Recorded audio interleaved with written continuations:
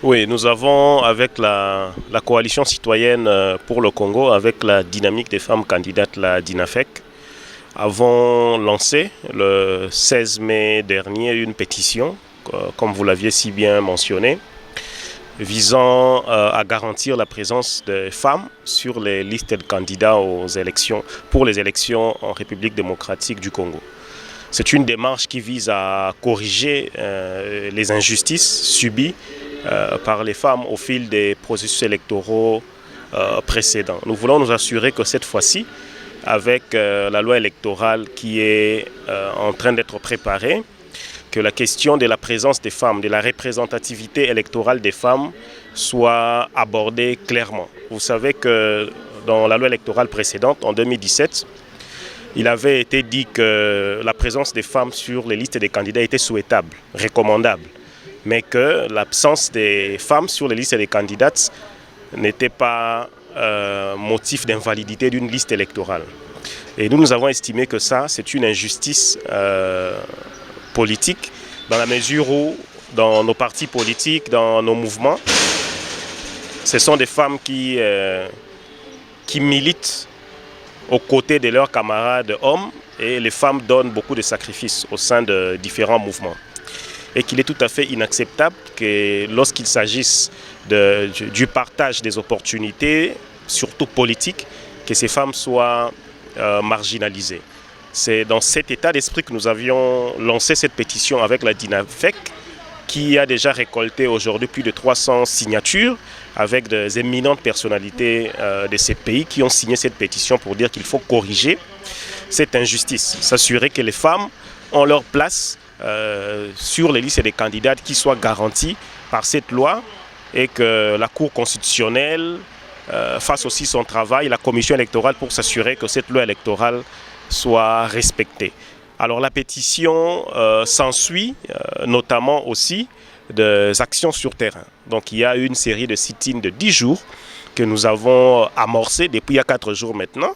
Vous voyez, des femmes et des hommes se réunissent au siège du Parlement depuis il y a 4 jours, comme je l'ai dit, pour exiger l'application de cette pétition que nous avions lancée. C'est un mouvement qui s'est poursuivi aussi dans le province.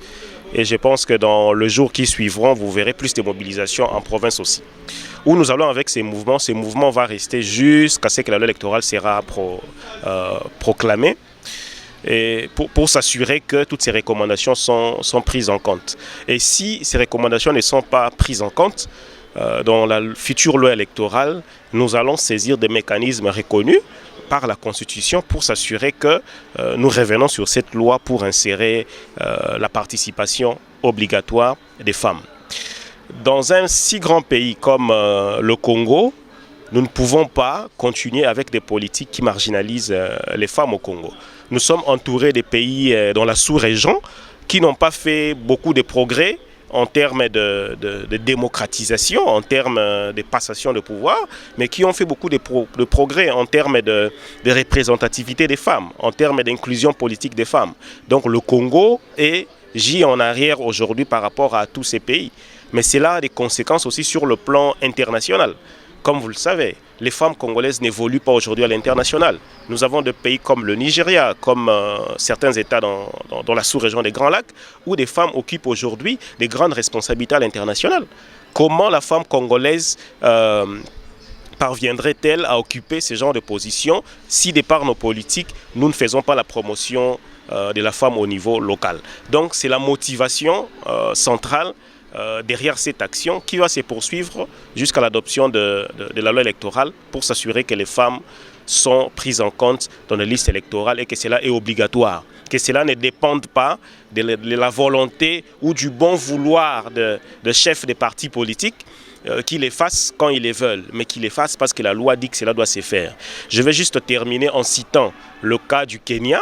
Vous savez qu'au Kenya, la Constitution avait été amendée en 2010 pour dire qu'aucun genre, donc homme ou femme, ne peut occuper plus de 2/3 de place dans toutes les nominations ou encore au sein des assemblées législatives. Donc ce sont des politiques comme ça qui permettent à ce que la femme soit présente partout. Mais les genres ou les femmes, comme vous le dites, ont déjà 30% selon ce que prévoit la Constitution. Maintenant, ce que vous réclamez là, est-ce au niveau, vous voulez qu'on revoie au niveau de la Constitution ou ce sont des rapports que vous faites ou des suggestions que vous faites au niveau de la loi électorale?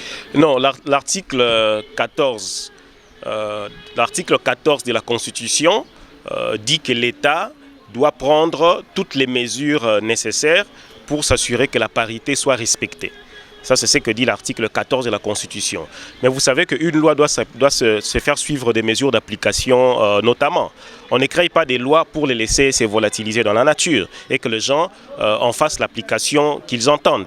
La loi doit être accompagnée de mesures d'application. Le 30%, c'est une question qui date de longtemps aussi. Je pense qu'au fil de régime politique, le 30% a toujours été évoqué, mais c'est une notion théorique, dans la mesure où, quand les gens ont la décision, ils ne les suivent pas. Vous pouvez déjà voir vous-même, depuis que la promesse du 30% avait été faite jusqu'à aujourd'hui, nous n'avons jamais atteint le seuil de 30%. Donc il faut des mesures d'application. Il faut des lois qui garantissent que la parité ou plus ou moins la représentativité des femmes soit obligatoire. Et la loi électorale, en termes d'inclusion politique de la femme, la loi électorale, c'est le premier instrument pour l'inclusion politique de la femme. Donc si nous ratons cette loi électorale, nous aurons des problèmes parce que toute la suite ne restera que subjective. Est-ce qu'il faut mettre les femmes? Est-ce qu'il ne faut pas mettre les femmes? Cela deviendrait question de choix, question de vouloir politique et nous ne voulons pas que les choses se poursuivent comme ça pour le bien de ces pays et pour l'émergence de la femme congolaise. Merci beaucoup. Je vous remercie.